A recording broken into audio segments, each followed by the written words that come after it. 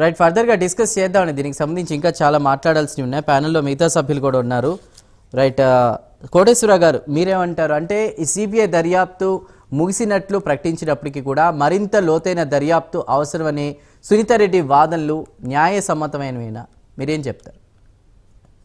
ఇప్పుడు ఈ కేసు అనేటువంటిది మన దేశంలోనే ఒక ప్రత్యేకత సంతరించుకుంది అనేటువంటిది ఈ సందర్భంగా మనం చెప్పుకోవాలి.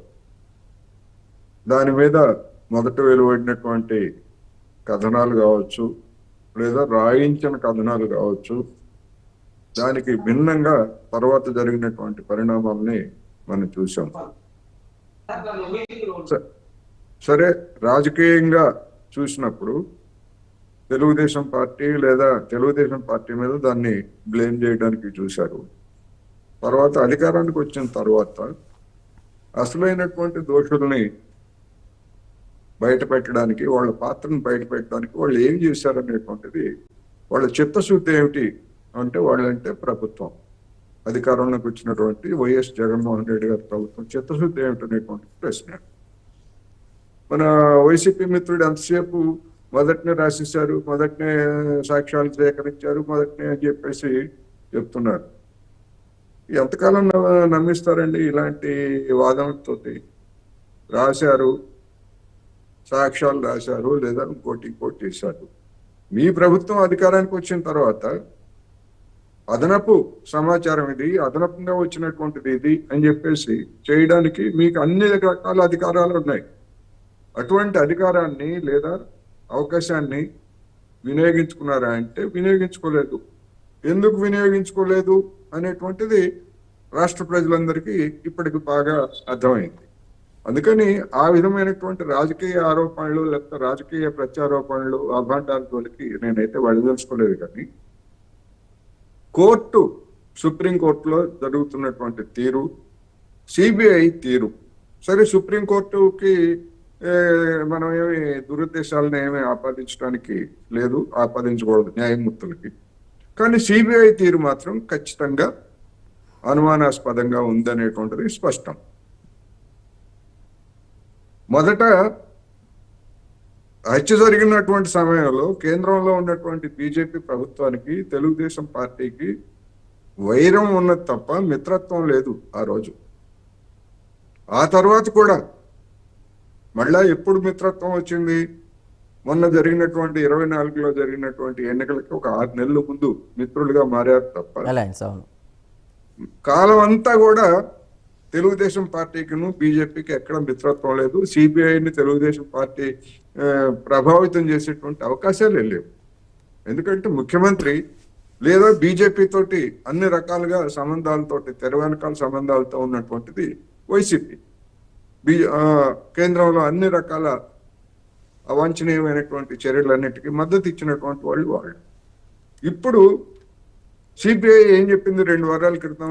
ఇంక మేము దర్యాప్తు చేయాల్సింది ఏం లేదు, మొత్తం ముగిసేసిందని చెప్పింది. దీని యొక్క ఇంప్లికేషన్ ఏమిటి? దీని యొక్క ఇంప్లికేషన్ ఏమిటంటే అవినాష్ రెడ్డి గారినో లేకపోతే ఇంకోళ్ళని ఎవరినో మేము అరెస్ట్ చేయాల్సినటువంటి అవసరం లేదు. ఆ మాట చెప్పకపోవచ్చు, ఆ మాట సాంకేతికంగా ఆ మాట చెప్పకపోవచ్చు. దాని లాజికల్ కన్క్లూజన్ ఏమిటి అంటే ఇంకా అవసరం లేదు, దర్యాప్తు ముగిసింది కనుక మేము ప్రత్యేకంగా కస్టడీలోకి తీసుకోవాల్సినటువంటి అవసరం లేదు అనేటువంటి దానిలో ఉన్నది. అదే జరిగింది. దాన్ని సవాల్ చేస్తూ మళ్ళా సునీతారెడ్డి గారు సుప్రీంకోర్టులో వాదించిన తర్వాత ఇవాళ మళ్ళా సుప్రీంకోర్టు అడిగింది ఏమిటి? బెయిల్ రద్దు చేయాల్సినటువంటి అవసరం ఉందా, లేకపోతే మొత్తం అందరికీ రద్దు చేయాలా, లేకపోతే ఎవరినైనా కస్టడీలోకి తీసుకోవాలా, ఇంకా దర్యాప్తు చేయాలా అని మళ్ళా అదే విధమైనటువంటి క్వశ్చన్లు సుప్రీంకోర్టు న్యాయమూర్తులు వేశారు. రేపు ఏం చెప్తారు? మళ్ళా ఏం చెప్తారు? సిబిఐ ఏం చెప్తుంది? లేదు మళ్ళా మేము దర్యాప్తు చేయాలి అని చెప్తుందా? చెప్పేట్లయితే అది మళ్ళా మరొకసారి వివాదంలోకి ఇరుక్కుపోయేటువంటి అవకాశం ఉంది. ఎందుకంటే ఆల్రెడీ ఒకసారి 15 రోజుల క్రితం ఇంకా దర్యాప్తు ఏం లేదు, మేము ముగించేసాము అని చెప్పిన తర్వాత ఇంకా అవినాష్ రెడ్డి అరెస్ట్ కూడా అవసరం లేదనేటువంటిది చెప్పకుండానే చెప్పినట్టు అయింది. అందుకని ఇప్పుడు సుప్రీంకోర్టులో ఇంకా కొత్తగా ఏదో రేపు సెప్టెంబర్ 9వ తారీఖున కొత్తగా తేలేది ఏమి ఉండదు. బెయిల్ రద్దు చేయాలా లేదా అనేటువంటి అంశం గురించి సుప్రీంకోర్టు చెప్తుంది తప్ప అసలైనటువంటి కేసు ట్రయల్ ఇంతవరకు ప్రారంభం కాలేదు హైదరాబాద్ కోర్టులో. అందువల్ల ఇప్పటి వరకు సిబిఐ చేసినటువంటి దర్యాప్తులోని అంశాలు మిగిలినటువంటివన్నీ కూడా ట్రయల్ చేయాల్సి ఉంది. ఇప్పటికే 6 సంవత్సరాలు అయినటువంటి కేసు, మరి ఆ ట్రయల్ ఇంకా ఎన్ని సంవత్సరాలు నడుస్తుంది? అంటే ఒకటి కోటేశ్వర గారు, దర్యాప్తు ప్రస్తుతానికి ముగిసినట్లే అంటే ఇంకా కీలక దర్యాప్తు ఏదో లోతైన దర్యాప్తు చేయాల్సిన అవసరం ఉందని చెప్పుంటారా? అందుకనే సెప్టెంబర్ 9 వరకు, ఇందాక మన అజయ్ సజ్జా గారు కూడా అన్నట్లు 2 గంటల వరకు ఆ టైం ఇచ్చారని మనం అనుకోవచ్చా? అంటే అరెస్ట్ చేసి విచారణ చేసే అవకాశం చెప్తున్నారు. ఇంకా లోతైన దర్యాప్తు జరపాలి అంటే దాని అర్థం ఏంటంటే అవినాష్ రెడ్డి బెయిల్ రద్దు చేసి అవినాష్ రెడ్డి గారు సాక్షుల్ని బెదిరిస్తున్నారు, ఇవన్నీ కానీ చెప్తున్నారు. కానీ సిబిఐ చెప్పింది ఏమిటి? ముగిసిపోయిందని చెప్పింది. ముగిసిపోయిందని చెప్పిన తర్వాత, ఒకసారి ముగిసిపోయిందని సిబిఐ సుప్రీంకోర్టులో చెప్పిన తర్వాత అవసరం ఉందని రేపు మళ్ళా చెప్తుందా అదే సిబిఐ? ఒకవేళ అదే కనుక చెప్తే, అదే కనుక అట్లా చెప్తుందని నేను అనుకోవట్లా. మీరు మళ్ళా దర్యాప్తు చేయమని మీరు ఆదేశిస్తే అని చెప్పేసి బాధ్యతను సుప్రీంకోర్టు మీదనే పెట్టేటువంటి అవకాశం ఉంది. ఒకవేళ సుప్రీంకోర్టు ఆదేశించి మళ్ళా మరొకసారి, ఎందుకంటే ఇప్పటికే ఒకసారి సుప్రీంకోర్టు ఆదేశం మేరకే దర్యాప్తు జరిగింది, దానికి పొడిగింపులు ఇవన్నీ కూడా మనందరికీ తెలిసినటువంటి కథే. అందువల్ల మళ్ళా సుప్రీంకోర్టు ఏమి అంశాలని దర్యాప్తు చేయమని చెప్తుంది అనేటువంటిది కూడా ఇక్కడ మనకి ఆసక్తి కలిగించేటువంటి అంశమే. ప్రహసనప్రాయంగా సిబిఐ వ్యవహరిస్తున్నటువంటి తీరు ప్రహసనప్రాయంగా ఉంది. అవినాష్ రెడ్డి గారిని అరెస్ట్ చేయడానికి సిబిఐ కర్నూలు వెళ్ళినప్పుడే ఒక పెద్ద ప్రహసనం జరిగింది. అసలు ఇంకా మొత్తం ఏదో ఒక తిరుగుబాటు చేసినట్టుగా, లేకపోతే ఆ తిరుగుబాటు సమయంలో నిందితుల్ని అరెస్ట్ చేయడానికి వీల్లేదన్నట్టుగా సిబిఐ లాంటి సంస్థే చేతులు ఎత్తేసి వెనక్కి వచ్చింది అంటే అక్కడ జరిగినటువంటి ప్రహసనం రాష్ట్ర ప్రజానీకానికి, దేశ కోటేశ్వర గారు, ఇది చాలా కీలకమైన ప్రశ్న. అంటే అవినాష్ రెడ్డి లాంటి ప్రభావవంతమైన వ్యక్తులపై ఆరోపణలు ఉన్నప్పుడు న్యాయ వ్యవస్థ వంటి బలమైన సంస్థలు కూడా ఒత్తిళ్లు గురవుతాయా? మరోవైపు అవినాష్ రెడ్డి పరిస్థితి ఎలా ఉంది? ఇందులో మాస్టర్ మైండ్ ఈయనే అని చెప్పేసి లూత్రా చెప్తున్నటువంటి పరిస్థితి. సో ముందు నుయ్యి వెనుక గోయిలా ఏమన్నా అవినాష్ రెడ్డి పరిస్థితి మారిందా? ఇందులో కీలకంగా అసలు పాత్రదారులకు సంబంధించి కూడా విచారణలు, వాదనలు ముగిసిన తర్వాత సూత్రధారుల అంశానికి వస్తే గనక కొంతమంది చనిపోయారు, అనుమానాస్పద స్థితిలో చనిపోయారని ఇలాంటివన్నీ కూడా వింటున్నాం.